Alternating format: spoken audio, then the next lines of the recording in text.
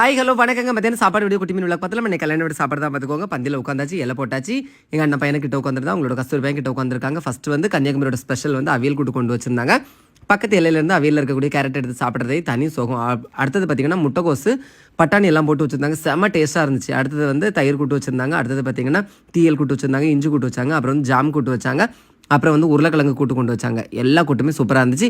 பெரிய அண்டாவில் வந்து அப்பளம் கொண்டு வந்திருந்தாங்க, சாரி பப்படம், சரியா பப்படத்தை எடுத்து கடிச்சாச்சு. அப்படின்னு நல்ல வேலை வந்து செங்கல்பட்டு அடிச்சில் வந்து சோறு கொண்டு வந்தாங்க.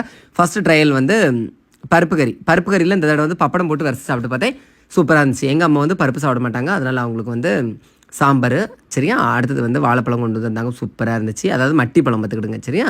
சாம்பார் ஊற்றுனாங்க எனக்கு, நான் சொன்னேன் காய்கறி எல்லாம் சேர்த்து போடுங்கன்னு, சேர்த்து போட்டு தந்தாங்க. நல்லா போட்டு என்ன விரசி தண்ணு கல்யாண வீட்டு பந்தியில் இந்த சாம்பார் அப்புறம் வந்து அவியல் காம்பினேஷன் சூப்பராக இருக்கும் பார்த்துக்கோங்க. அடுத்தது ரசம் கஸ்தூரி பாக்கி கொண்டு வந்தாங்க. அடுத்தது நான் என்ன வாங்கியிருந்தேன் பார்த்தீங்கன்னா வத்த குழம்பு வாங்கியிருந்தேன், சூப்பராக இருந்துச்சு பார்த்துக்கோங்க. அடுத்து ஐஸ்கிரீம் கொண்டு வச்சாங்க, குச்சியுமே உடனே கொண்டு வச்சுட்டாங்க.